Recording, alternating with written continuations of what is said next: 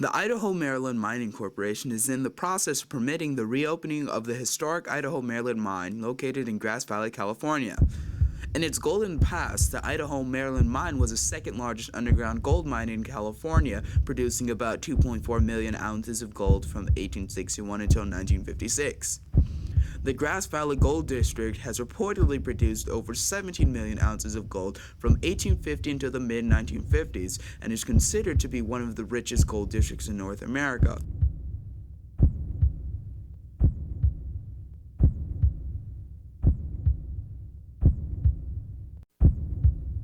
This is the Idaho-Maryland site, so this is one of the properties where most of the facilities would be built for the mine that we're proposing. So this was the location of the historic mine. The original mill actually used to be located under these buildings here. The original Idaho No. 1 shaft, you can see pictures of it around Grass Valley where there's people going underground on an incline shaft in a skip, and it's part of the Del Oro mural going up on the Del Oro Theater, but that was where that shaft was originally located. And there was a sawmill located here, and originally this area here was used as an area to deposit mine tailings when the mine operated. There are a lot of people who really care about this issue, and the town is on fire about it, so it's not going to get hidden or lost. As much as the people would like to just move forward, they're faced with a lot of local concern, which is the power. What they want to do is pull the gold out, process it, and send it off to be created into something. Currently, air quality in our community is a real problem. The American Lung Association categorizes Western Nevada County with a failing grade, an F. Okay, I'm the president of the Idaho-Maryland Mining Corporation. I'm also the president of M-Gold Mining Corporation, which is the parent company of Idaho-Maryland, and I'm a vice president of Golden Bear Ceramics Company, which is another subsidiary that we have the tile business that's still associated with the Idaho-Maryland project. This mine, the Idaho-Maryland mine, is just a phenomenal opportunity to restore one of California's historically most efficient gold-producing mines. We are, the company that is, currently conducting a surface exploration and an analysis to be able to restore this mine. And many people are complaining about the negative effects this mine may have on people and the environment, and yet we have created a environmental impact report that clearly outlines the consequences of the mine and as well as the precautions that we are going to take. The mine has, just for some scale, projected that by 2015 it will produce as a stationary source approximately 225 tons of NOx per year. NOx is what comes out of either car emissions or factories and then reacts with sunlight and VOx to create ozone. So it's called an ozone precursor. It's what creates ozone.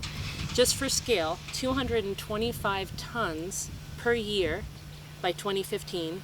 The largest stationary source currently in Grass Valley, Nevada City, that emits NOx emits 3 tons per year of NOx.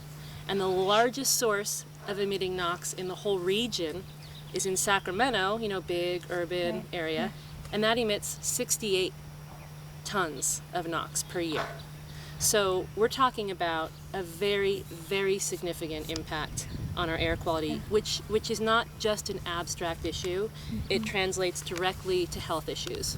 And ozone is a huge health problem for populations that are most vulnerable are children and the elderly, and athletes and outdoor workers. So we're talking about a direct impact on community health. And then they want to take the tailings from pulling out the rock to get the gold. They want to take those tailings, stick them back in the mine shaft, half of them, and the other half turn into a ceramic tile. So they want to build a tile factory next to the mine. We think the tile factory is completely infeasible. There's no funding for it. There's no market for it. We think it's sort of a trick to figure out what to do with the waste rock. We acquired a technology in 2003, and we wanted to find a way to be able to handle both development rock and excess tailings that we would have that we wouldn't return back underground to fill the voids that we mine. So we've developed the technology to a pilot plant stage, and we're at a point now where we want to commercialize the technology. So we're waiting to get the permit in place for the project here to build the first commercial plant. So these are examples of some of the tile that we can produce. It's really a recycled stone product. It's made with heat and pressure. It's no additives. It's 100% recycled material, and we can use a variety of different mineral wastes. So we both the mining industry, which are high-paying jobs. The average salary we're projecting for the mine is about $65,000 a year. The average salary in the ceramic side is about $45,000 a year, and top miners where they work underground can make over $100,000 a year. And these are often people that may just have a high school education and maybe haven't even finished high school, work as miners that can make very good wages. So we also would be having tradespeople that we would train here, so you have mechanics and electricians and other things. So we would help diversify the economy quite a bit here and help train people in a whole different set of job skills than they might have traditionally had in the area or had an opportunity to have. So I'm scared of it. Jobs, I think it's great that it might create some jobs. I'm also afraid that it will mess up my business. It's right close to where my business is, and the noise, if the noise is not contained, it'd be an unpleasant thing to sit here hearing this thing go pound, pound, pound, even if it's slight in comparison. So we took facts from the environmental impact report and then disputed them by citing other articles that we found or experts who talk about mining.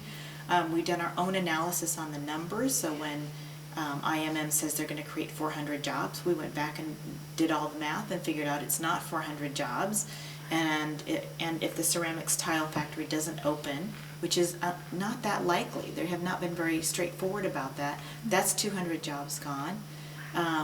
Of those 200 left, it will take several years for the mine to ramp up, so they'll start with fewer than that, and how many of those will be local, no one knows. The mine, Idaho-Maryland mine, their own draft environmental impact report states that the impact from this mine on air quality is the most significant impact of anything else. And that impact will be, in their own words, unavoidable, significant, and unmitigable.